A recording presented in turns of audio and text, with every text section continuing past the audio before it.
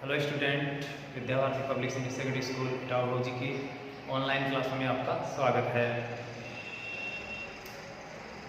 कल आपको बताया था मैंने त्रिकोणमिति के बारे में, और त्रिकोणमिति के अंदर आपको विशेष त्रिकोणों की अनुपातों की जो सारणी है उसके बारे में बताया था कि इसको किस प्रकार से तैयार किया जाता है, और उसके साथ साथ ही कुछ क्वेश्चन भी लिए थे जिनको सारणी के आधार पर हल किया जाता है। तो आज आपको उसी सारणी से संबंधित कुछ क्वेश्चन लेकर और हल करके बताते हैं। टॉपिक चल रहा था आपका त्रिकोणमितीय अनुपातों की सारणी और उससे संबंधित क्वेश्चन हल कर। आपको प्रारंभ में मैंने बताया था कि त्रिकोणमिति एक समकोण त्रिभुज के ऊपर निर्भर करती है। कोई भी समकोण त्रिभुज हो उसके अंदर हम त्रिकोणमिति का उपयोग करते हैं। जैसे मान लेते हैं एक समकोण त्रिभुज ले लिया मैंने, इसका कुछ भी नाम दे दिया, जिसका ये आर कोण समकोण है, ये कर्ण है, समकोण के सामने वाली भुजा कर्ण कहलाती है। और अगर इस कोण की मैं बात करूं n कोण की, तो इस n कोण के अनुसार ये भुजा होगी लंब, और बाकी शेष भुजा बच गई आधार, क्योंकि तीन भुजाएं होती है समकोण त्रिभुज के अंदर, लंब, आधार और कर्ण। हम पाइथागोरस प्रमेय से दो भुजा दी होनी प्रतिशत भुजा ज्ञात करते हैं, जो छोटी क्लास में आपने पढ़ा था। उसके बाद हम त्रिकोणमिति में आते हैं। तो त्रिकोणमिति के अंदर इन तीनों भुजाओं में क्षय अनुपात होता है, जिसको हम अंग्रेजी के अंदर लिखते हैं sine theta, cos theta, tan theta, cot theta, sec theta और कोसेक थीटा। इन छह अनुपातों को किस प्रकार से लिखा जाता है उसके लिए मैंने आपको ट्रिक बताया था, L बटे A, एक नंबर, ये दो नंबर, ये तीन नंबर, इधर से आते हैं तो 4 नंबर, 5 नंबर और 6 नंबर। साइन का मतलब लंब बटे कर्ण, कॉस का मतलब आधार बटे कर्ण, टेन का मतलब लंब बटे आधार, और कॉट का मतलब नीचे से देखेंगे आधार बटे लंब उधर से, और सेक का मतलब कर्ण बटे आधार, और सेक का मतलब कर्ण बटे लंब। ये आपको पहले बता चुके थे। त्रिकोणमिति के अनुपातों की जो सारणी है उसकी बात करें तो ये भी आपको अच्छी तरह से कल वाले वीडियो के अंदर बताई थी। तो मैं एक बार ये सारणी और यहाँ पर लिख देता हूँ, जिससे इसमें से मान काम में लेकर हम कुछ प्रश्नों को हल कर सकें। तो इस सारणी के अंदर आपके जो कोर्स में है 9th और 10th के कोर्स में है, वो सिर्फ 5 कोण ही निर्धारित है। 0 डिग्री, 30 डिग्री, 45 डिग्री, 60 डिग्री और 90 डिग्री। तो इन पांचों कोणों के हिसाब से sign, cos, ten, cot, sec, cosec का क्या मान होता है, मैं एक बार और यहाँ पर लिख देता हूँ, जिससे कि आगे में कोई दिक्कत न हो। और जिन छात्रों ने ये सारणी पहले नहीं सीखी थी वो भी यहाँ पर दोबारा से देख सकते हैं। तो ये 0 डिग्री, 30 डिग्री, ये ध्यान रखना है कि कहीं 15 डिग्री या और कुछ नहीं लिखना है। 0, 30, 45, 60 और 90, ये 5 कोण ही इस सारणी के अंदर निर्धारित है। तो ये 45 डिग्री, 60 डिग्री और लास्ट 90 डिग्री। बात थी इस सारणी को हम कैसे तैयार करें, क्योंकि इसको तैयार करना बहुत जरूरी है, नहीं तो हम बहुत सारे क्वेश्चनों को हल नहीं कर पाएंगे जो त्रिकोणमिति की सारणी पर निर्भर करते हैं। देखो, बहुत ही आसान सा तरीका था इस सारणी को समझने का। मैंने आपको बताया था कि साइन का पहले पांचों मान अगर तैयार कर लेते हो, याद कर लेते हो कैसे भी, तो हम बाकी के पूरे सभी मान आराम से याद कर लेंगे, सारणी कंप्लीट कर लेंगे। तो आपसे मैंने रिक्वेस्ट की थी कि साइन के पांचों मान आप तैयार कर लो। एक ट्रिक भी बताया था मैंने साइन के पांचों मान याद करने का, उसका भी आप उपयोग कर सकते हो। अन्यथा 5 ही मान आप कैसे भी याद कर सकते हो। जैसे साइन 0 का मान होता है 0 या फिर 0/1, अनुपात के रूप में लिखे तो बटे में 1 लगा देते हैं। साइन 30 का मान होता है 1/2, आधा अर्थात बढ़ता हुआ।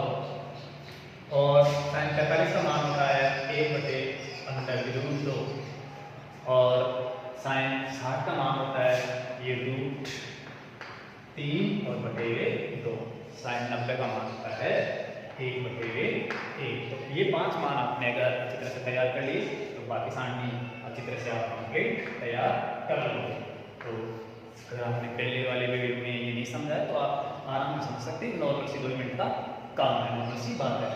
हम साइन के मानों को इस कोसेक के मानों में बस उल्टा करके के अंश को हर को अंश बना के लिखना है, बस और कुछ नहीं करना है। सीधा यहाँ से इसको नीचे वाले इस बॉक्स में डाल देंगे। तो ये 0/1 है तो ये नीचे आ जाएगा 1/0 होकर। ये 1/2 है तो ये आ जाएगा 2/1 होकर। और ये 1/2 है, 1/2 को नीचे लाएंगे तो √2/1 हो जाएगा। √3/2 है तो इस √3/2 को नीचे लाएंगे तो 2/3 हो जाएगा। और 1/1 को आप कैसे लिख सकते हो, क्योंकि अंश में भी 1 है और हर में भी 1/1। तो ये बहुत ही आसान काम है जो आप इसके साइन के पांचों मान को टिप कर लिखना है। अब बात करेंगे हम कॉस के। ये 5 डिग्री मान कितने होते हैं, तो हम क्या करेंगे, इस कॉस के लिए उधर से उठाएंगे नंबर से, इधर से नंबर से भरते जाएंगे। उधर से आता है पहले नंबर पे 1/1, उसको सीधा यहाँ पर लाकर लिख देंगे। अब इधर से आगे आते हैं तो √3/2 है, इधर से इसकी जगह बनेगी तो ये √3/2 यहाँ पर लिख देंगे। अब इधर से आते हैं तो ये साइन 45 cos 45 बिल्कुल सूत्र में आ गया तो ये ऐसे यहाँ पर आ जाएगा तो ये √2। अब इधर से चलते हैं तो 1/2 है, उधर से इसकी बारी है तो ये 1/2 यहाँ पर लिख देंगे। और इधर है लास्ट में 0/1, इसको यहाँ पर लिख देंगे। तो ये बहुत ही नॉर्मल है, आपको सिर्फ उठाकर लिखना है। कॉस का करने के बाद में हम आ जाते हैं सेक। नीचे से इस सेक के मान को करते हैं। हमें क्या करना है, कॉस के मानों को पलट कर लिखना है। तो ये 1/1 का 1/1 होगा क्योंकि अंश और समान है। √3/2 है, इसको पलटेंगे तो ये 2/3 लिखा जाएगा। 1/2 है, इसको बदलकर हर अंश बनाकर आपको लिख देना है। तो ये √2/1 हो जाएगा। यहाँ पर है 1/2 तो ये हो जाएगा 2/1 और 0/1 का 1/0 हो जाएगा। और यहाँ पर 1 में 0 का भाग लग रहा है। किसी भी संख्या में अगर शून्य का भाग दिया जाता है तो उसका मान अपरिभाषित होता है, अनंत मानते हैं। क्योंकि 0 से डिवाइडेशन करने पर मान अनंत आता है, अपरिभाषित आता है। जैसे आपको कोई 1 रुपया दे दिया जाए और ये कह दिया जाए कि आप इस रुपये को लेकर जाओ और सबको बांट दो, जो भी आपको मिले उसको बांट दो। और लेकिन बांटना है 0-0, तो आप अनंत में बांट सकते हो, फिर भी वो 1 रुपया आपका पूरा नहीं होगा। तो ये अनंत मान है। तो यहाँ पर इसको हम अनंत के रूप में भी लिख सकते हैं इस प्रकार से। ये प्रतीक अनंत या अपरिभाषित भी लिख सकते हैं, अपरिभाषित या अनंत, अर्थात इसका मान नहीं बता सकते। अब बचे टेन और कॉट के। तो टेन के मानों को हम करेंगे, उसके बाद कॉट के मान आराम से भर लेंगे। तो टेन में थोड़ा सा बस मामले से ध्यान रखना है। पहले मैं बटे वाला निशान लगा देता हूँ। अब हमें क्या करना है, पहले टेन के अंश लिखने हैं जिससे कि आपको आराम से समझ में आए। टेन के अंशों में आपको क्या करना है, सीधे जो साइन वाले अंश हैं, सिर्फ अंश, उन्हीं को फिक्स नंबर से इनके अंशों में, टेन के अंशों में बैठा देना है। तो सिर्फ टीपना है इसको साइन के अंशों को। देखो साइन के अंश में क्या है, यहाँ पर 0 है, यहाँ पर क्या है 1, तो इसको 1 को बैठा देते हैं। यहाँ पर क्या है 1, तो 1 यहाँ पर ले आते हैं। यहाँ पर इस अंश में √3 तो ये √3 ले आते हैं। और यहाँ पर है 1 तो ये 1 है। तो साइन वाले अंशों को बिल्कुल क्रम में नीचे टेन के अंशों में बैठा देंगे। अब हमें टेन के हर में लिखना है, हर और बचा। तो अब हमें क्या करना है, फिर से अंश उठाना है, लेकिन साइन के नहीं, कॉस के अंश को। तो ये जो कॉस है उसके अंश में ऊपर, इनके ऊपर जो अंश है उसको यहाँ पर इसके हर में बैठाना है। बिल्कुल नॉर्मल सा आपको सिर्फ नकल करके लिखनी है। तो ये 1, ये √3 ऐसे कैसे लिया हो, ये 1 है, ये 1 है, ये लिया और ये 0 है। तो 0 का डिवाइडेशन करेंगे हम, 0 से डिवाइडेशन करेंगे तो मान अभी आपको मैंने बताया था क्या हो जाएगा, अनंत हो जाएगा। अर्थात ये अनंत है। तो ये 10 के मान तैयार हो गए। अब बचा कोड का। तो अगर वही आप तरीका अपनाओ, नीचे पलटने वाला, अंश और हर बनाने वाला, तो आप यहीं से इसको यहाँ पर लिख दो तो बस ये सारणी पूरी हो जाएगी। तो ये 0/1 है तो हो जाएगा 1/0। इसका मतलब भी आप जानते हो क्या है, अनंत। और यहाँ पर 1/√3 का √3/1 कर देंगे और 1/1 का ये 1/1 रह जाएगा। और √3/1 है, इसको 1/√3 कर देंगे। और 1/0 है तो उसको 0/1 कर देंगे। 0 में किसी भी संख्या का भाग देते हैं 0 के अलावा तो उसका मान हमेशा 0 ही होता है, 0 ही होता है। लेकिन 0 से डिवाइडेशन नहीं होना चाहिए, क्योंकि परिमेय संख्याओं के हर में कभी भी 0 नहीं होता है। हर इज नॉट इक्वल टू 0। तो ये आपको ध्यान रखना है कि सारणी आपकी कंप्लीट हो जाएगी। इसके बारे में आपको मैं ये और बता देता हूँ कि साइन और जो कोसेक है ये आपस में एक दूसरे में व्युत्क्रम का संबंध रखते हैं। साइन बराबर 1 कोसेक और कोसेक बराबर 1 साइन। तो इसी प्रकार से हमने अंश का हर का अंश करके कोसेक में बैठा दिया। कोस के अंदर भी ये ही संबंध पाया जाता है, किससे, सेक से। कोस बराबर 1/सेक और सेक बराबर 1/कोस। अर्थात कोस के अंश को हर और हर को अंश बना दे तो वो बन जाता है सेक का मान। सेक में हमने ऐसा ही किया है, पलट के लिखा है। ऐसा ही अगर हम देखें तो ये जो tan है, इस tan के मान को हमने उल्टा करके cot में लिख दिया। इसका मतलब tan बराबर भी 1/cot और cot बराबर भी 1/tan होता है। अर्थात tan के मान का व्युत्क्रम करते हैं तो वो cot के मान के बराबर हो जाता है। लेकिन ध्यान रखना है डिग्री मान सेम होना चाहिए, डिग्री मान समान होता है। तो इसी प्रकार से हमें tan का व्युत्क्रम करके अर्थात अंश का हर बनाकर, हर का अंश बनाकर हमने cot में लिख दिया। तो इस प्रकार से सामने आपकी कंप्लीट हो गई। तो आगे बहुत सारे क्वेश्चनों को हल करने में काम में तो हम इस सारणी का उपयोग हो उससे संबंधित कुछ क्वेश्चन यहाँ पर ले लेते हैं। तो जैसे मैंने ये क्वेश्चन ले लिया कि चलिए सरलता लेता हूँ। Sine square 60 degree plus cos square 60 degree का, साइन स्क्वायर 60 डिग्री और कॉस स्क्वायर 60 डिग्री का मान ज्ञात करना है। तो ये मान क्या होगा, कैसे निकालना है। तो देखो इस क्वेश्चन को सरल करने के लिए इस त्रिकोण मिति का क्या रोल है वो आपको ध्यान देना है। बाकी काम आपकी नॉर्मल सामान्य गणित के अनुसार ही होगा। सबसे पहले हमें ये देखना है कि साइन 60 का मान कितना है। तो यहाँ पर साइन 60 का मान, साइन के 60 में सारणी से जाएंगे, हम यहाँ से लिखेंगे। तो यहाँ पर साइन 60 का मान है √3/2। अब ध्यान रखना है साइन के स्क्वायर है तो हम इस साइन 60 के मान के भी स्क्वायर कर देंगे, लगा देंगे। तो ये √3/2 का स्क्वायर हो जाएगा। आगे प्लस है तो ये प्लस लिख दिया। अब हमें cos 60 का मान लेना है। तो cos 60 का मान cos और उधर से 60 ऐसे आए तो ये है 1/2। तो इस 1/2 को हम यहाँ पर लिखेंगे। अब देखें cos के भी स्क्वायर लगा हुआ है तो इस cos 60 के मान का भी आपको स्क्वायर करना है। ये आपको ध्यान रखना है कि ये स्क्वायर इस डिग्री मान के नहीं होता है, लेकिन हमें करना है इसके डिग्री मान के मान का वर्ग। तो यहाँ पर स्क्वायर 60 के नहीं है cos के, लेकिन इसका मतलब है cos 60 के मान का वर्ग करना है, स्क्वायर करना है। तो ये 1/2 का हम क्या कर देंगे, वर्ग कर देंगे, स्क्वायर कर देंगे। अब इसको सरल करेंगे। देखो यहाँ पर सिर्फ ये मान जो लिखा है हमने वहां तक ही त्रिकोणमिति का उपयोग है। अब आगे तो आपका एक नॉर्मल क्वेश्चन है, सिंपल सा क्वेश्चन है, भिन्नों वाला क्वेश्चन है, जिसको आप इस प्रकार से पहले हल किया करते थे छोटी क्लासों के अंदर, वैसे ही हल करना है आराम से।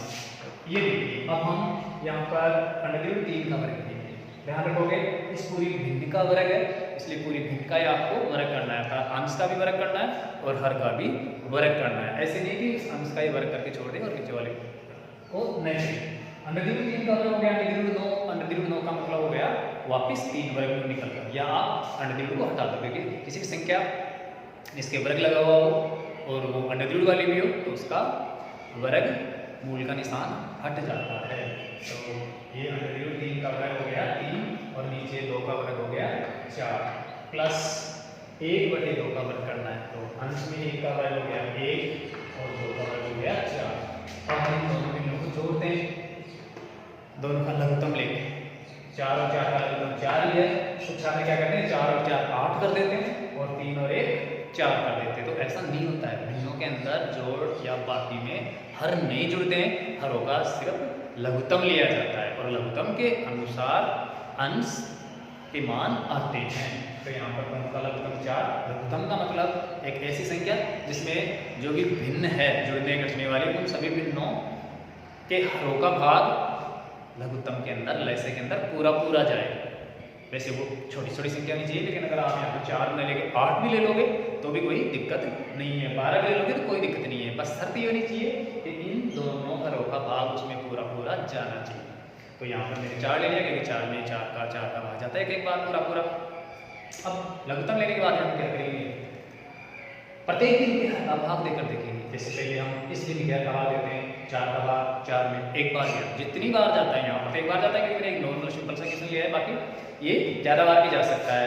तो यहाँ पर जितनी बार जाएगा लैसे के अंदर हर का भाग उस जितनी बार जाने वाली जो संख्या उसको अंश से गुना करके लिखना है। जैसे 4 का भाग 4 में एक बार गया तो 1 को आप ऊपर वाले अंश से गुना कर दो अर्थात 3 से। तो 1 3 3 ये 3 रह जाएगा प्लस आगे प्लस माइनस है तो माइनस। गुणा भाग में ये लघुत्तम नहीं लिए जाती, गुणा में सीधे हर से गुणा होता है, अंश से गुणा होता है। और भाग के अंदर हम क्या करते हैं, भाग की जगह गुणा का निशान लगाते हैं और जो भाग वाली भिन्न होती है उसके अंश को हर को अंश बनाकर सीधे गुणा कर लेते हैं। तो यहाँ पर तो ये जोड़ है, इसलिए हम ऐसे सीधे जोड़ नहीं करेंगे गुणा की तरह। यहाँ पर 4 का भाग लेते हैं इस 4 में तो 1 बार जाता है, 1 को 1 से गुणा करते हैं तो ये 1 हो जाता है। अब 3 और 1 4 हो गया, अंश हो गए 4, ये 4 है, 4 में 4 का भाग गया 1 बार, तो ये 1 या 1/1 इसका आंसर आ गया। अब देखो आप सोच रहे होंगे कि मैंने एक सिंपल सा क्वेश्चन लिया है इतना इजी, लेकिन इसमें एक विशेष खूबी है। देखो यहाँ पर साइन और कॉस दोनों स्क्वायर में और इन दोनों के जो मान है वो मैंने समान लिए हैं। तो आप ध्यान देना यहाँ पर साइन स्क्वायर कॉस स्क्वायर बिल्कुल ऐसे कैसे रहे और ये डिग्री मान 60 डिग्री कितना भी डिग्री, लेकिन हो साइन स्क्वायर का डिग्री मान और कॉस स्क्वायर का डिग्री मान समान। अगर समान है तो हमेशा एक ही आंसर आता है।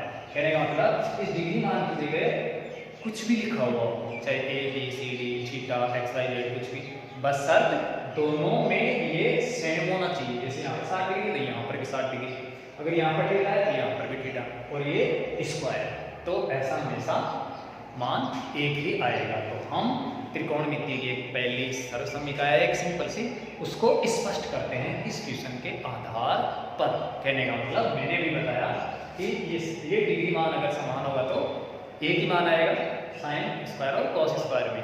तो ये कैसे आता है हम इसको स्पष्ट करते हैं, जो आगे बहुत सारी बड़ी बड़ी सरल समीकरणों को सिद्ध करने के लिए ये हमारे काम में आएगा। तो बात यहाँ पर ये है, जिसमें ये क्वेश्चन ले लिया कि sine square plus cos square. अब ये बात बची यहाँ पर ये कोण की कि कोण कितना हो, डिग्री मान में कितना हो, या A B C D X Y Z और कुछ यहाँ पर लिखा हो तो क्या हो। देखो अभी मैंने शर्त बताई कि ये डिग्री मान अगर दोनों का समान आता है, जैसे यहाँ पर मैं थीटा ही ले लेता हूँ और यहाँ पर भी क्या लेना पड़ेगा थीटा, तो अब इसका मान क्या आएगा ये आपको ध्यान देना है। Sine square theta plus cos square theta, ये एक पहली सरल समीकरण है त्रिकोणमिति की जो आपको याद भी करनी है। इसका मान अभी मैंने बताया कि अगर डिग्री मान समान होता है तो एक ही आता है, तो हम यहाँ पर निकाल कर देखते हैं कि क्या एक ही मान आता है और वो कैसे आता है। और अगर ये एक ही मान आता है तो आपको ये सरल समीकरण याद कर लेनी है, तैयार कर लेनी है कि sine square plus cos square बराबर क्या होता है एक होता है। तो हम इसको सरल करते हैं। देखो आपको मैंने बताया था कि साइन थीटा का मतलब क्या होता है पहले वाले वीडियो में। उधर देखो इस ट्रिक के अंदर साइन थीटा आता है 1 नंबर पर। कितने नंबर पर आता है ये 1 नंबर पर। तो हम एक नंबर पर उधर देखेंगे एल बटे के। एल का मतलब एल एम बी लंब मानते हैं, और के का मतलब कि ए आर एन एन करण। करण का पहला अक्षर है। ये लंब बटे करण है, अर्थात साइन का अनुपात। साइन का मतलब लंब बटे हुए करण होता है। तो हम यहाँ पर क्या करते हैं, साइन की जगह लंब बटे करण लिख देते हैं। तो ये ध्यान देना, बहुत ही इंपॉर्टेंट परिमेय है, जो बहुत आगे परिमेय क्या है, सर्वसैनिक है, जो आगे बहुत ही काम में आएगी आपको प्रश्न को हल करने के लिए। तो साइन का मान मैं लिख देता हूँ लंब बटे हुए करण। अब आपको ध्यान देना है कि साइन का क्या है, स्क्वायर है, तो इसका मतलब इन दोनों के भी स्क्वायर लगेगा। तो कुल मिला के मैं यहाँ पर कोष्टक लगाकर स्क्वायर कर देता हूँ। तो ये मैंने साइंस का थीटा का मान रख दिया। अब आगे प्लस है, ये प्लस। यहाँ पर देखते हैं कोस। कोस आता है 2 नंबर पे, साइन कोस 2 नंबर पे। तो उधर हम 2 नंबर पे देखेंगे, 2 नंबर पे आता है ए बटे वे के। ए का मतलब आधार, बटे के का मतलब करण, तो अर्थात आधार बटे करण। तो हम वो आधार बटे करण यहाँ पर लिख देते हैं। तो ये आधार बटे करण हो गया इसका मान। यहाँ पर भी स्क्वायर है, तो हम यहाँ पर स्क्वायर लगा देते हैं। अब हम इसको सरल करते हैं। ये सामान्य से भिन्न है। देखिए यहाँ पर ये वर्ग वही एक्सप्रेशन की तरह अंश का भी है और हर का भी है। तो यहाँ पर हो जाएगा लंबे स्क्वायर और बटे में करण का भी स्क्वायर। तो ये करण स्क्वायर हो गया, प्लस ये प्लस यहाँ पर देखें आधार स्क्वायर, अर्थात आधार का वर्ग और करण का वर्ग, ये आधार स्क्वायर, ये आधार स्क्वायर और बटे में है करण। तो ये हो गया करण का स्क्वायर। अब इन दोनों बिंदुओं को हम जोड़ेंगे, प्लस का निशान है, प्लस है, जोड़ना है। तो इसका मतलब बिंदुओं को जोड़ने के लिए वही हरों का लघुत्तम लिया जाता है, लैसे लिया जाता है। अर्थात एक ऐसी संख्या ली जाती है जिसके अंदर दोनों बिंदुओं के या जितने भी बिंदु हैं उनके हरों का पूरा पूरा भाग जाए। तो यहाँ पर तो नॉर्मल सी बात है, दोनों बिंदुओं का हर समान है, हर समान होता है, तो वही उसका लैसे बन जाता है, लघुत्तम बन जाता है। तो यहाँ पर इन दोनों बिंदुओं का लैसे हो गया करण स्क्वायर। तो ये करण स्क्वायर ले लिया हमने लैसे।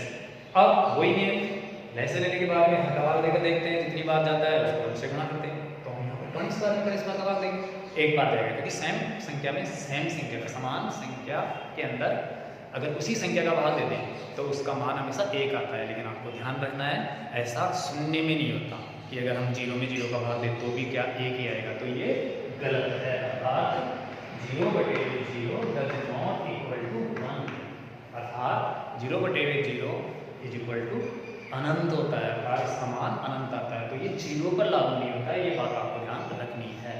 तो यहाँ पर कर्ण स्क्वायर का भाग कर्ण स्क्वायर में गया एक बार, एक को लंब स्क्वायर से गुणा करेंगे तो लंब स्क्वायर, ऐसे कैसे लंब स्क्वायर का मतलब लंब स्क्वायर, तो ये लंब स्क्वायर हो जाएगा। प्लस ऐसा ही यहाँ पर होगा, कर्ण स्क्वायर एक बार जाएगा तो लंब स्क्वायर से एक गुणा होगा, तो सॉरी आधार स्क्वायर से एक गुणा होगा तो आधार स्क्वायर हो जाएगा। तो ये आधार स्क्वायर। अब देखो लंब स्क्वायर प्लस आधार स्क्वायर बराबर क्या होता है। तो आपको मैंने प्रारंभिक जो वीडियो था त्रिकोणमिति की सामान्य जानकारी में उसमें बताया था पाइथागोरस प्रमेय। आपने पहली कक्षाओं में, पिछली कक्षाओं में भी आपने पढ़ा होगा पाइथागोरस प्रमेय क्या है। तो उसके अंदर आपको ध्यान देना है, मैंने बताया था कि कर्ण बराबर अंडररूट लंब स्क्वायर प्लस आधार स्क्वायर। अगर हम दोनों पक्षों का वर्ग करें तो इसी फॉर्मूले का सिंपल सा रूप बन जाएगा। इधर वर्ग करें तो ये इधर स्क्वायर हो जाएगा, और इधर वर्ग करेंगे अंडररूट वाली संख्या का वर्ग करते हैं तो आपको पता है अंडररूट हट जाता है, तो ये हो जाएगा अर्थात अंडररूट हट जाएगा। तो ये लंब स्क्वायर प्लस आधार स्क्वायर बच जाएगा। तो ध्यान दीजिए कि लंब स्क्वायर प्लस आधार स्क्वायर का मतलब क्या होता है पाइथागोरस प्रमेय के अनुसार। और यहाँ पर भी देखिए लंब स्क्वायर प्लस आधार स्क्वायर, और लंब स्क्वायर प्लस आधार स्क्वायर का मतलब क्या होता है कर्ण स्क्वायर। तो हम वहाँ पर यहाँ पर कर्ण स्क्वायर लिख देंगे। तो ये देखिए लंब स्क्वायर प्लस आधार स्क्वायर का मतलब हो जाएगा कर्ण स्क्वायर, और बटे में भी क्या है कर्ण स्क्वायर, और आप सब जानते हो कि अगर समान संख्या में समान संख्या का भाग देते हैं तो उसका भाग हमेशा एक बार जाता है, लेकिन ऐसा शून्य पर नहीं होता है। कृपया करके ये ध्यान रखना, नहीं तो आपका पॉइंट गलत हो जाएगा। जीरो से डिवाइडेशन जीरो में जीरो का, क्योंकि जीरो भी समान है, जीरो भी समान है, दोनों एक समान संख्या भाग देने के से नियम अनुसार एक आना चाहिए, लेकिन ऐसा नहीं, जीरो में ऐसा नहीं होता है, क्योंकि परिमेय संख्याओं का आधार does not equal to zero होना चाहिए। तो यहाँ पर कर्ण स्क्वायर से कर्ण स्क्वायर कट गया, कितनी बार गया था? एक बार चला। तो यहाँ पर मैंने त्रिकोणमिति की पहली सप्तसमीका स्पष्ट कर दी, या कहने का मतलब सिद्ध कर दी कि sine square theta plus cos square theta बराबर क्या होता है। Sine square theta plus cos square theta बराबर क्या होता है, तो आपको ध्यान रखना है क्या था इसका मान हमेशा एक आता है। तो यहाँ पर मैं ये सारी समीकरणें लिख देता हूँ जो आपके काम में आएगी।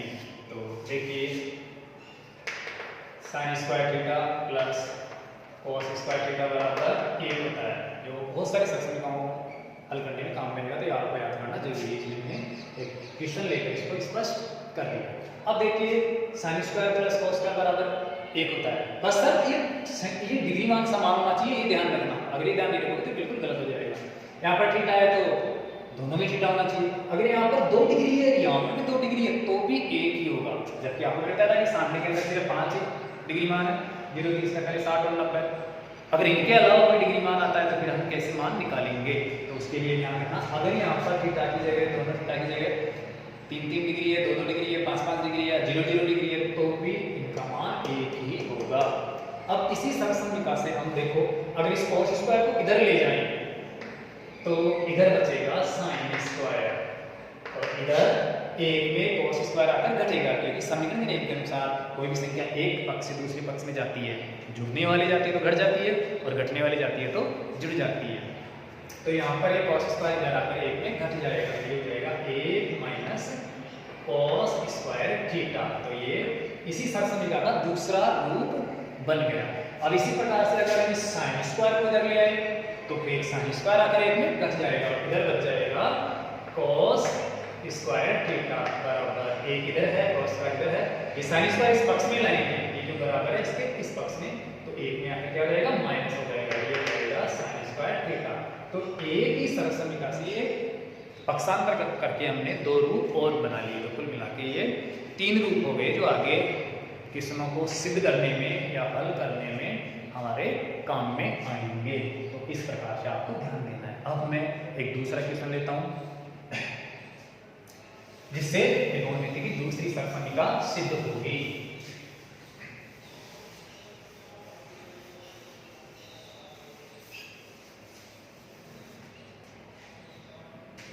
जैसे क्वेश्चन ले लिया मैंने, सेक स्क्वायर पहले डिग्री मान ले लेते हैं, फिर थीटा या अन्य इनके अलावा मान लेकर सरल करेंगे। जैसे सेक स्क्वायर इस सारणी से लेते हैं, जिससे कि सारणी के मानों को हम काम में लेना सीख सकेंगे। तो यहाँ पर सेक स्क्वायर हम ले लेते हैं, ये ले लेते हैं 45। सेक स्क्वायर 45 डिग्री प्लस मैं लेके मैं यहाँ पर माइनस ले लेता हूँ, प्लस वाले को अभी क्वेश्चन मैंने बताया है।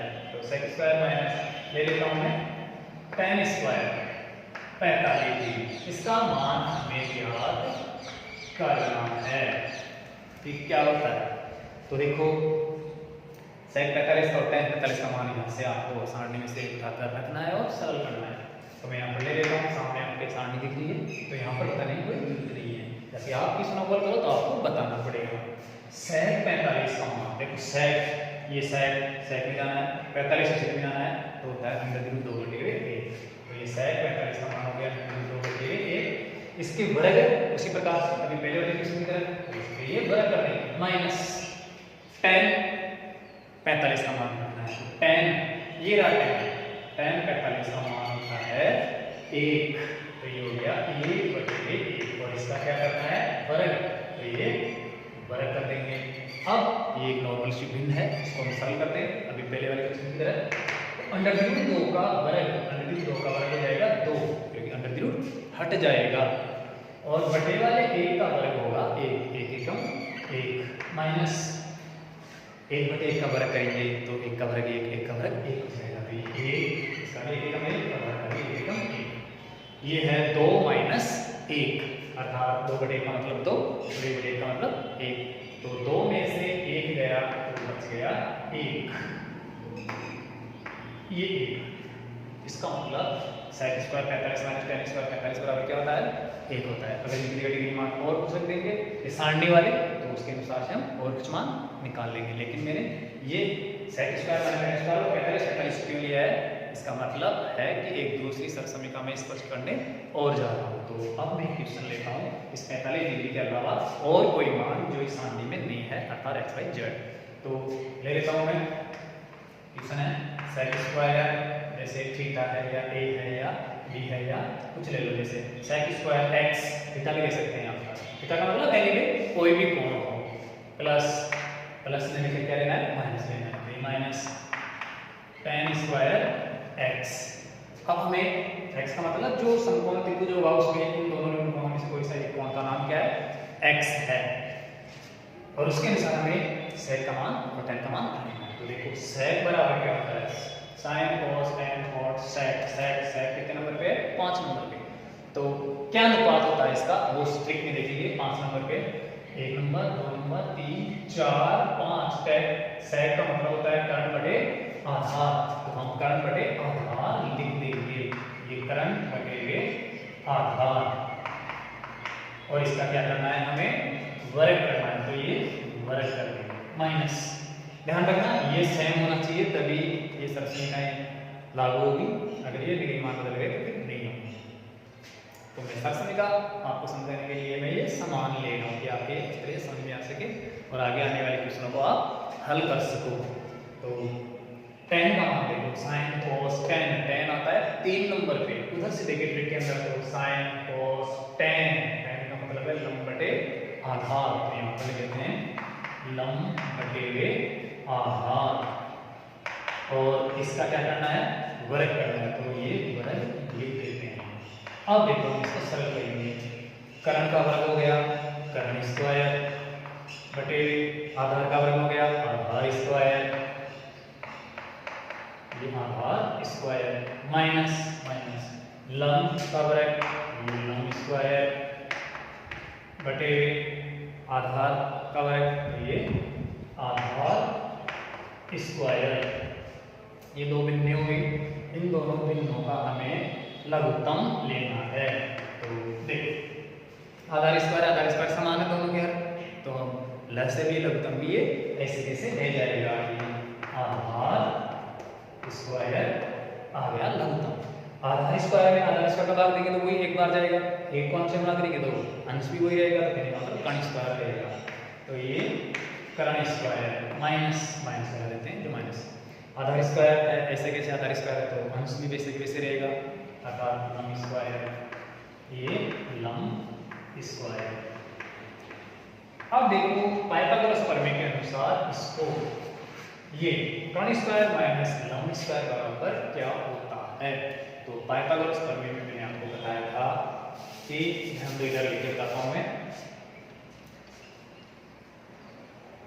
कर्ण स्क्वायर माइनस लंब स्क्वायर, अर्थात मैंने आपको बताया था पूर्व वीडियो में कि आधार बराबर क्या होता है?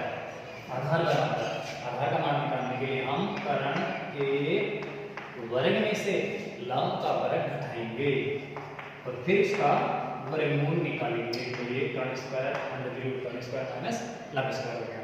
दोनों पक्षों का अगर वर्ग करेंगे तो इसी सूत्र का दूसरा सिंपल सा रूप हो जाएगा आधार स्क्वायर, हट जाएगा। इधर में स्क्वायर लगाएंगे, वर्ग कटेगा इसका वर्ग करेंगे, वर्ग करने का ड्यूट हट जाता है, तो ये रहेगा कर्ण स्क्वायर माइनस लंब स्क्वायर। ये पाइथागोरस प्रमेय का दूसरा सूत्र हो गया।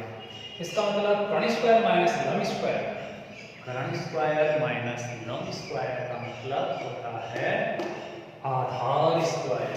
तो ये ऊपर आधार स्क्वायर है, तो यहाँ पर आधार स्क्वायर हो गया। तो बटे में भी क्या है? आधार स्क्वायर है, तो ये बटे में भी आधार स्क्वायर हो गया। अब देखो वही समान संख्या है और समान संख्या में समान संख्या का भाग देते हैं तो समान एक आता है, जीरो का भाग नहीं दिया जाता जीरो को छोड़कर, तो ये आ गया एक। तो इसका मान क्या आ गया? एक। इस क्वेश्चन से एक दूसरी शर्त समीकरण सिद्ध होती है। क्या वो कि sec square minus tan square बराबर 1 होता है। sec square minus tan square ये मान समान होता है, तो यहाँ पर हम थीटा ले लेते हैं, तो ये त्रिकोणमिति की अगली शर्त समीकरण का रूप बन गया sec square minus tan square. तो ये sec square theta minus tan square theta बराबर 1।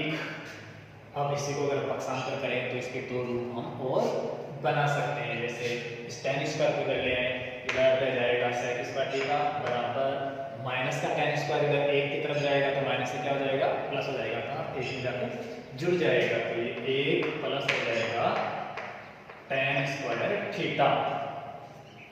अब यहाँ पर अगर x में थीटा लेते हैं तो उससे कोई दिक्कत नहीं है, लेकिन होना चाहिए समान, पे ध्यान रखना। यहाँ पर अगर हम tan स्क्वायर को वापस ले आए तो sec स्क्वायर को इधर ले जाए तो ये इसमें आगे कट जाएगा, ये बन जाएगा, लेकिन माइनस का बनेगा तो प्लस का करने के लिए क्या करते हैं, इस 1 को इधर ले आते हैं जिससे कि हम tan स्क्वायर बराबर मान निकाल सकें।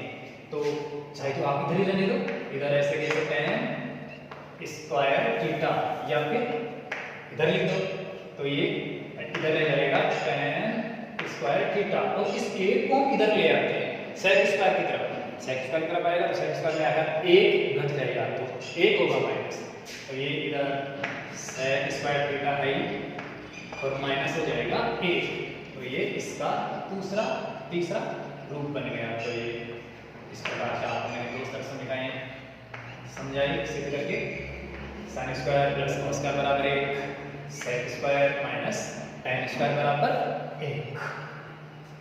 तो दो शर्त समीकरण कंप्लीट हो गई। एक तीसरी शर्त समीकरण मैं आपको और बता देता हूँ एक अन्य क्वेश्चन लेकर, तो अलग क्वेश्चन और लेता हूँ और वो आपको पता होगा वो शर्त समीकरण किससे बनने वाली है। बाकी दो कौन बच गए, कोसेक और कॉट बच गए, तो हम लेते हैं कोसेक और कॉट।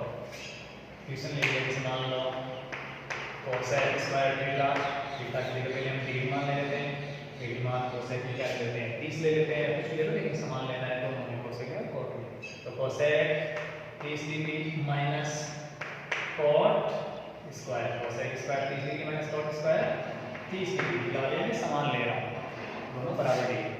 अब हम यहाँ पर सरल करेंगे, कोसेक 30 डिग्री का मान, कोसेक 30 डिग्री का मान होता है 2 या 1 और इसका वर्ग करेंगे माइनस कॉट 30 का मान क्या होता है, अंडर रूट 3/1, तो ये अंडर रूट 3/1 और इसका क्या करना है, हमें वर्ग करना है। भिन्न हो गई है दोनों, उसी प्रकार से इसको सरल करते हैं। देखो 2 का वर्ग होता है 4 और 1 का वर्ग 1 माइनस अंडर रूट 3 का वर्ग होता है 3 और 1 का वर्ग होता है 1। सीधी सी बात है, 4 है ये 3 है, 4 में से 3 गया तो बच गया 1, बिना लघुत्तम लिए आप सीधे लिख सकते हो। तो ये एक मान आया। अब हम तीसरी शर्त निकाल लेते हैं, क्या, cosec square theta minus cot square theta बराबर क्या होता है, ये देखते हैं हम। तो कोसेक का मान रखते हैं, थीटा यहाँ पर थीटा है, डिग्री मान तो है नहीं इसलिए साइन से तो कोई मान रख नहीं सकते, इसका मतलब कोसेक का मान और कोसेक का मान वो अनुपात लिखते हैं। कोसेक आता है sine cos tan cot sec cosec 6 number पे, और उधर से 6 नंबर पे देखते हैं sine cos tan cot sec cosec कर्ण बटे हुए लंब, तो ये कर्ण बटे हुए लंब। यहाँ पे इसका स्क्वायर है, वर्ग है, तो ये वर्ग लिख दिया, कॉस्ट लगाकर minus cot sine cos tan cot sec cosec, cot है 4 नंबर पे, इधर से 4 नंबर पे देते तो साइन कॉस टैन कॉट हुआ आधार बटे लंब, तो ये आधार बटे लंब और इसका क्या करना है, हमें स्क्वायर करना है, तो यहाँ पर स्क्वायर है। अब इसको सरल करते हैं, देखिए कर्ण का वर्ग और लंब का वर्ग आंसर दोनों का होगा, तो ये हो जाएगा कर्ण स्क्वायर बटे लंब स्क्वायर माइनस आधार स्क्वायर और लंब स्क्वायर दोनों का स्क्वायर है आधार cos थीटा दोनों का वर्ग करेंगे तो ये आधार स्क्वायर बटेगे लंब स्क्वायर, ये लंब स्क्वायर। इन दोनों बिंदुओं को लघुत्तम लेके जोड़ेंगे तो लघुत्तम तो इनका समान है, लंब स्क्वायर ही तो ऐसे कैसे जाएगा तो ये ऐसा होगा लंब स्क्वायर। जब लेस है हर के समान ही रहता है, अर्थात हर समान रहते हैं तो हम इसमें समान रहते हैं, ऐसे कैसे लिखते जाते हैं तो लंब स्क्वायर भी ऐसे कैसे हम लिख देंगे लंब स्क्वायर माइनस यहाँ पर भी लंब स्क्वायर तो आधार स्क्वायर कैसे कैसे रख देंगे तो ये आधार स्क्वायर। अब आपको देखना है पाइथागोरस प्रमेय के अनुसार कि कर्ण स्क्वायर माइनस लंब स्क्वायर में कर्ण स्क्वायर माइनस आधा स्क्वायर में कर्ण स्क्वायर में से आधा स्क्वायर बनाते हैं तो क्या आता है तो यहाँ पर देखिए आपको बताता हूँ मैं लंब बराबर ये है पाइथागोरस प्रमेय, लंब बराबर होता है कर्ण स्क्वायर माइनस आधार स्क्वायर और दोनों पक्षों का अगर वर्गमूल निकालें तो इधर हो जाएगा लंब स्क्वायर, इधर अंडररूट हट जाएगा तो बच जाएगा क्या कर्ण स्क्वायर माइनस आधार स्क्वायर। तो ये कर्ण स्क्वायर माइनस आधार स्क्वायर। अब देखो कर्ण स्क्वायर माइनस आधार स्क्वायर यहाँ पर भी है कर्ण स्क्वायर माइनस आधार स्क्वायर, इसकी जगह इसके बराबर हम जो वैल्यू है मान है वो रख सकते हैं क्या लंब स्क्वायर। तो ये लंब स्क्वायर है अंश के अंदर ये लंब स्क्वायर और नीचे भी क्या है लंब स्क्वायर है, वही समान संख्या कट गई और ये एक आ गया। तो यहाँ पर ये स्पष्ट हो गया कि cosec square minus cot square बराबर क्या होता है एक होता है। तो ये त्रिकोणमिति की तीसरी समीकरण स्पष्ट हो गई, सिद्ध हो गई, जो आगे हमारे काम में आएगी। तो मैं यहाँ पर लिख देता हूँ ये सूत्र पाइथागोरस प्रमेय के जो आपको पहले बताए थे मैंने और छोटी क्लास में आपने पढ़ लिए और आप देख लेना।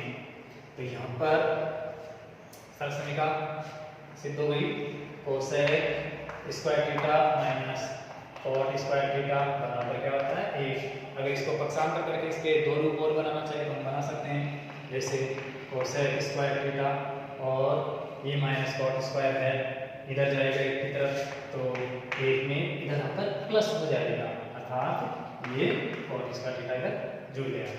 अगर हम कॉट स्क्वायर ये एक को इधर ले आए कॉट स्क्वायर के बराबर मान करना चाहे तो ये एक आकर इसको सेक स्क्वायर में घट जाएगा तो ऐसे हो जाएगा कोसेक स्क्वायर थीटा माइनस एक, क्योंकि इधर प्लस इधर आएगा तो घटेगा, तो माइनस एक बराबर इधर आ जाएगा कॉट स्क्वायर थीटा।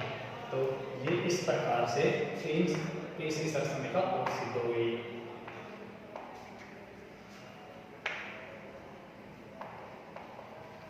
ये तीनों सरल समीकरणों के 9 रूप हो गए। तो अब आपको ये समझ में आ जाना चाहिए कि ये तीन सरल समीकरण क्या है और इनका क्या मान होता है जो हम आगे काम में लेंगे। तो एक बार मैं तीनों सरल समीकरणों को यहाँ पर अच्छी तरह से बोल देता हूँ, हो सकता है उधर दिख नहीं रहा होगा। तो यहाँ पर देखो ये तो स्पष्ट हो ही गया, पहले मैंने sine square plus cos square बराबर एक होता है इसको सिद्ध किया था। दूसरे नंबर पे क्या था sec square minus tan square बराबर एक। तो यहाँ पर लिख देते हैं sec square theta minus tan square theta बराबर क्या होता है एक। अगर इसको सरल करें पक्षांतर करके इधर जाएगा टेन स्क्वायर प्लस का हो जाएगा इधर जाएगा सेक स्क्वायर थीटा बराबर एक प्लस टेन स्क्वायर थीटा। एक को इधर लाएं तो ये सेक स्क्वायर थीटा माइनस एक और इधर रह जाएगा अकेला टेन स्क्वायर थीटा। तो ये दूसरी सरल समीकरण सिद्ध हो गई। और पहली सरल समीकरण मैंने बताई थी आपको कि sine square theta plus cos square theta बराबर एक होता है। कॉस स्क्वायर को इधर ले जाएं तो इधर रह जाएगा साइन स्क्वायर थीटा प्लस क्या बराबर उधर जाएगा तो ये बराबर कॉस स्क्वायर एक में जाकर घट जाएगा, प्लस का तो घट जाएगा तो ये एक माइनस हो जाएगा कॉस स्क्वायर थीटा। अगर हम कॉस स्क्वायर बराबर करना चाहें तो कॉस स्क्वायर को ले लेते हैं, साइन स्क्वायर को ले जाते हैं तो ये कॉस स्क्वायर ऐसे कैसे बराबर ऐसे कैसे, इधर एक है वो भी ऐसे कैसे, लेकिन ये साइन स्क्वायर इस पक्ष से उस पक्ष में जाएगा, इधर प्लस का है इधर जाकर माइनस का हो जाएगा तो ये हो जाएगा साइन स्क्वायर थीटा। तो ये तीसरी समीकरण का स्पष्टीकरण हो गया। तो ये तीनों सरल समीकरणें आपको अच्छी तरह से याद करनी है, जो आगे वाले क्वेश्चनों को हल करने के लिए आपको काम में लेना है। तो मैं एक बार और बोल देता हूँ, sine square plus cos square बराबर 1, इसी से दो रूप बन जाएंगे प्रश्नांतर करने में। दूसरी सरसंख्या मैंने बताई, sec square minus tan square बराबर 1, sec square minus tan square. छात्र क्या करते हैं, यहाँ पर भी प्लस ले लेते हैं इसकी तरफ, तो इसमें प्लस नहीं आता, इसमें माइनस आता है। और तीसरी cosec square minus cot square बराबर भी 1। अब मान लेते हैं तुम sine square plus cos square की तरह, ये तो आसानी से याद हो जाता है, लेकिन कुछ छात्र क्या हो जाते हैं, कंफ्यूज हो जाते हैं कि sec square minus tan square बराबर क्या होता है, या फिर वो ये सोचते हैं कि sec square minus tan square बराबर 1 होता है, या फिर sec square plus tan square बराबर 1 होता है। ये कंफ्यूजन हो जाती है, क्योंकि यहाँ पर शायद प्लस हो एग्जाम के अंदर, वो ये निर्णय नहीं ले पाते हैं कि यहाँ पर माइनस आएगा या प्लस आएगा। ये तो याद रहता है उनको कि सेक स्क्वायर और टेन स्क्वायर के बराबर 1 होता है, लेकिन वो माइनस होता है प्लस। तो आप मान लो कंफ्यूजन हो गई, प्लस मान रहे हो, यहाँ प्लस मान कर ले लो, प्लस मान कर आप लेकर जब सरल करोगे, जो मैंने भी बताया था आर्बिट्रेटर का से अनुपात रखे, तो ये एक मान आएगा ही, इसका मतलब यहाँ पर माइनस ही आएगा, प्लस नहीं आएगा। इसी प्रकार से यहाँ पर भी सोचते हैं छात्र कि cosec square plus coat square बराबर 1 होता है, या cosec square minus cot square बराबर 1 होता है। तो आप यहाँ पर प्लस लेकर या माइनस लेकर एक बार आपको भी हल कर लो, माइनस से ही आता है तो माइनस से ही यहाँ पर, और प्लस से आता है तो प्लस से, प्लस से 1 नहीं आएगा, इसलिए cosec square minus cot square बराबर ही 1 होता है। दूसरी कंफ्यूजन उनकी ये हो जाती है कि उनको ये तो पता है कि कोसेक स्क्वायर और कोट स्क्वायर में 1 आता है, लेकिन वो ये नहीं समझ पाते कि coat square minus cosec square बराबर 1 होता है, या cosec square minus cot square बराबर 1 होता है। अर्थात ये पहले लिखें या ये, अर्थात इसमें से इसको घटाकर 1 आता है, या इसमें से इसको घटाकर 1 आता है। तो वही बात है, आप पहले कोट स्क्वायर को और माइनस कोट स्क्वायर कर लो, सरल करो, सरल करने पर आपके 1 नहीं आएगा, आप सरल करके देखो, कोई दिक्कत नहीं है। तो इस प्रकार से आप अपनी कंफ्यूजन को दूर कर सकते हो। यहाँ पर भी जैसे sec square minus tan square बराबर 1 होता है, या tan square minus sec square बराबर 1 होता है, तो आप दोनों ही रखो भी हल करके देख लो, तो एग्जाम में आपको कोई दिक्कत हो रही है तो, लेकिन आप गलत मत करो। तो यहाँ पर आप tan square minus sec square को सरल करके देखो, लाल बटे से अनुपात लिख के, या आपका 1 नहीं आएगा, और ये नहीं आता है, इसका मतलब आपको यहाँ पर टेन स्क्वायर में सेक स्क्वायर नहीं घटाना, सेक स्क्वायर में टेन स्क्वायर घटाना है। तो ये इस प्रकार से आपको सरल समीकरण याद करनी है। तो मैंने यहाँ पर ये 3 सरल समीकरणें आपको बताई, समझाई, इनको आप अच्छी तरह से याद करोगे, तैयार करोगे, अच्छी तरह से आप कॉपी में उतार लेना इनको, और एक बार अभ्यास और कर लेना, 2-4 बार आप लिखकर देख लेना, हल करके देख लेना, इससे कोई दिक्कत नहीं है। तो मैं फिलहाल ये मान लेता हूँ कि आपने 3 सरल समीकरणें अच्छी तरह से समझ ली और याद भी कर लोगे, तो मैं इनको थोड़ी देर के लिए मिटा देता हूँ। तो देखिए, अब हम चलते हैं, यहाँ पर मैंने जो सारणी बताई, आप सोच रहे होंगे कि सारणी मैंने परसों वाले वीडियो में बताई थी, कल वाले वीडियो में भी बताया, और आज भी बता रहा हूँ, जबकि ये तो बहुत ही ईजी है, बिल्कुल नॉर्मल है, हम तो बिल्कुल आराम से तैयार कर लेंगे, ये सोच रहे होंगे। तो आपको ध्यान रखना है कि ये सारणी बहुत इंपॉर्टेंट है, इसके अंदर ये सारणी के मान भरना ही काफ़ी नहीं है, इसमें त्रिकोणमिति का बहुत सारा ज्ञान भरा पड़ा है, बहुत सारी जानकारी है, क्योंकि अभी तक मैं जो भी कुछ बता रहा हूँ वो सब इस त्रिकोणमिति के ऊपर ही, त्रिकोणमिति की सारणी के ऊपर ही निर्भर करता है, और ये सरल समीकरण वो भी इसी के ऊपर आ रही है। तो यहाँ पर आपको ध्यान रखना, अब तो बहुत सारी जानकारी बाकी है इस सारणी के बारे में। अब हम चलते हैं कि sign, cos, ten, cot, sec, cosec, इनमें आपस में क्या संबंध होता है। तो आपको मैंने ये त्रिकोणमिति की सारणी बताई थी पहले, उसमें मैंने आपको देखो ये तीर का निशान यहाँ से यहाँ पर, यहाँ से यहाँ पर लगा रखा है, ये क्यों लगा रखा है, इस प्रकार से कैसे मान आता है, तो वो मैं आपको बताता हूँ। मैंने आपको कहा कि साइन का व्युत्क्रम कर दें तो वो कोसेक का मान बन जाता है, या कोसेक का व्युत्क्रम कर दे तो साइन का मान बन जाता है, कोस का व्युत्क्रम कर दे तो सेक का मान बन जाता है, और सेक का व्युत्क्रम कर ले तो कॉस का मान बन जाता है।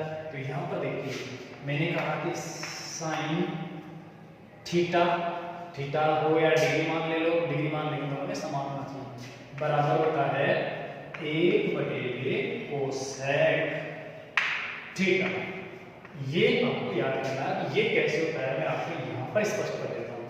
देखो साइन का मतलब वही वोल्टेज अब भी काम में आ रहा है, साइन का मतलब होता है लंब बटे करण, तो ये लंब बटे करण हो गया, बराबर बराबर 1 बटे कोसेक का मतलब होता है 6 नंबर पे करण बटे हुए लंब, तो ये हो जाएगा करण बटे हुए लंब, ये करण बटे लंब हो गया। इस एक में इस भिन्न का भाग लग रहा है, इस भिन्न को हम गुणा में ले लेंगे, तो ये हो जाएगा इधर लंब बटे करण, ये तो ऐसे कैसे, और बराबर 1 गुणा करण बटे लंब का लंब बटे करण हो जाएगा, लंब बटे करण। अब क्या लंब बटे करण बराबर लंब बटे करण, कहने का मतलब साइन थीटा बराबर 1 बटे कोसेक थीटा, दोनों बराबर हो गए। तो ये भी लंब बटे करण, एक लंब, तो ये लंब बटे करण हो गया। तो कहने का मतलब आपको याद रखना है कि साइन थीटा बराबर क्या होता है 1 बटे कोसेक थीटा। ये समझ जाते हो तो आप सारणी को भी भरने में इसको काम में ले सकते हो। ऐसा ही ये भी है, अगर इस कोसेक को इधर ले आए तो ये हो जाएगा साइन से गुणा, क्योंकि भाग से आएगा तो इधर गुणा होगा, तो ये साइन थीटा गुणा कोसेक थीटा, क्योंकि समीकरण के अंदर कोई संख्या भाग से इस पक्ष में आती है तो इस पूरे पक्ष से गुणा होती है, और अगर गुणा से इस पक्ष में आती है तो भाग लगता है पूरे पक्ष के अंदर। ऐसा इधर से इधर नहीं, इधर से इधर ले जाएंगे तो भी वही बात है, क्योंकि समीकरण के दोनों पक्ष समान होते हैं। तो इधर से अगर कोई भाग वाली संख्या उधर जाएगी तो गुणा होगी, या इधर से कोई गुणा वाली संख्या जाएगी तो उधर भाग लगेगा। तो यहाँ पर कोसेक भाग से आ रहा है, बटे से आ रहा है, तो इधर आके साइन थीटा से गुणा होगा, और बराबर इधर ले जाएगा ये 1, तो बन गया sine theta plus cosec theta बराबर 1 हो गया। आप चाहो साइन के कोसेक के मान भरकर आप सरल कर लो, कटकर 1 ही आएगा। अब अगर हम देखें इस साइन थीटा को उधर ले जाए तो गुणा से जाएगा, इधर जाके भाग लग जाएगा, तो इधर बच जाएगा कोसेक थीटा बराबर इधर ये साइन भी गुणा से जाएगा, तो 1 में भाग लग जाएगा साइन थीटा का। तो ये वही बात आ गई कि कोसेक थीटा बराबर 1 बटे साइन आकार व्युत्क्रम, साइन का व्युत्क्रम हो गया, जो यहाँ पर मैंने एक निशान से पता रखा। तो आप अच्छे समझोगे कि साइन थीटा बराबर 1 बटे कोसेक, और कोसेक बराबर 1 बटे साइन, ये आपको ध्यान रखना है। तो ये आपके समझ में आ गया। अब इसी प्रकार से हम लेते हैं कॉस और सेक को, कॉस और सेक में भी व्युत्क्रम का संबंध पाया जाता है। तो देखो इधर कॉस थीटा बराबर होता है व्युत्क्रम किसका, सेक का आकार। व्युत्क्रम का मतलब 1 में भाग दे दो आप, वो व्युत्क्रम, जैसे 5 का व्युत्क्रम करना है तो 1 बटे 5 हो जाएगा, जैसे 2 का व्युत्क्रम करना है तो 1 बटे 2 हो जाएगा, जैसे सेक का व्युत्क्रम करना है तो 1 बटे सेक हो जाएगा। तो हम कॉस बराबर सेक का व्युत्क्रम बताए थे आपको, तो ये 1 बटे सेक थीटा हो जाएगा। थीटा कोण का प्रतीक है। अब इनका अगर हम मान रखें तो मान रख के देखते हैं यहाँ पर कोस का मतलब क्या होता है, साइन कोस, 2 नंबर में आधार बटे करण, ये आधार बटे करण रख दिया, इसका मान बराबर 1 बटे सेक, सेक का मतलब sine cos tan cot sec, 5 number पे लिख देते हैं, sine cos tan cot sec 5 number पे है, करण बटे आधार, तो यहाँ पर लिखेंगे हम करण बटे आधार। अब वही बात, 1 में करण बटे आधार का भाग लग रहा है तो ये गुणा में आ जाएगा, उल्टा हो जाएगा, आधार बटे करण बराबर 1 गुणा ये भी आधार बटे करण, ये आधार बटे करण, 1 से गुणा होने पर वो आधार हो गया, तो ये आधार बटे करण बराबर आधार बटे करण, दोनों समान हो गए। इसका मतलब ये स्पष्ट हुआ कि कॉस बराबर 1 बटे तो सेक, और सेक को इधर लाए तो सेक बराबर एक में कॉस हो जाएगा, जो पक्षांतर करते हैं। सेक को इधर लाएंगे तो कॉस से गुणा होगा, तो ये कॉस थीटा गुना सेक थीटा, क्योंकि भाग से इधर आएगा गुणा होगा, इधर रह जाएगा एक। अगर हम सेक का कॉस का मान रखकर यहाँ पर सरल करें तो वही एक आएगा, आपस में कट जाएंगे। अब अगर हम क्या करें, कॉस को उधर ले जाएं इस पक्ष में, तो इधर बचेगा सेक थीटा बराबर, इधर कॉस गुणा से जाएगा तो एक में भाग लग जाएगा, तो ये एक बटे कॉस हो गया। बात वही हो गई कि सेक का व्युत्क्रम करने पर कॉस के बराबर मान आता है और कॉस का व्युत्क्रम करने पर सेक का मान आता है। लेकिन इन सब में आपको एक ध्यान रखना है कि ये डिग्री मान समान होना चाहिए, थीटा है तो दोनों में थीटा होना चाहिए, 5 डिग्री है तो दोनों में 5 डिग्री होना चाहिए, 30 डिग्री है तो दोनों में 30 डिग्री, कितना भी हो लेकिन दोनों का समान होना चाहिए, थीटा लिया है थीटा होना चाहिए। ऐसा नहीं कि यहाँ पर थीटा है और यहाँ पर एक्स वाई और कुछ है तो फिर ये मान बराबर नहीं होगा, ये आपको ध्यान रखना है। तो ये कॉस और सेक का व्युत्क्रम मैंने आपको बताया, तब साइन और कोसेक का व्युत्क्रम बताया। अब हम तीसरा स्पष्ट करते हैं टेन और कोट का। टेन और कोट में भी यही अनुपात, यही संबंध पाया जाता है, अर्थात टेन थीटा बराबर 1/, कोट थीटा, टेन थीटा बराबर 1/, कोट।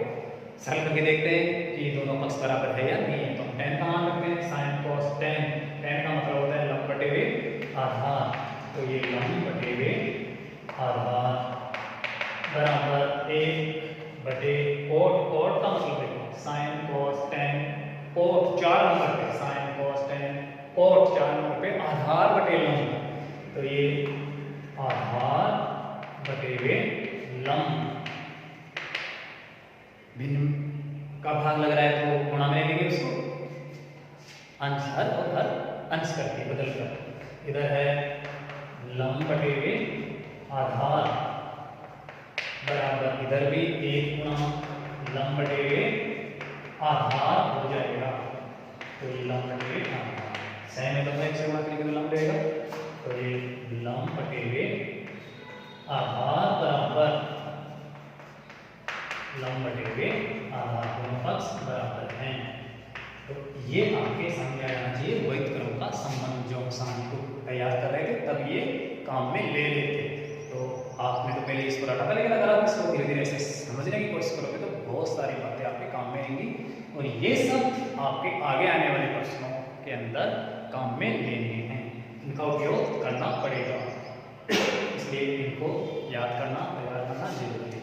तो ये आपके समझ में आ गया कि टेन बराबर 1 और होता है। अब इसी को अगर समीकरण के अनुसार पक्षांतर कर ले तो इसके भी 2 रूप बन जाते हैं सिंपल से।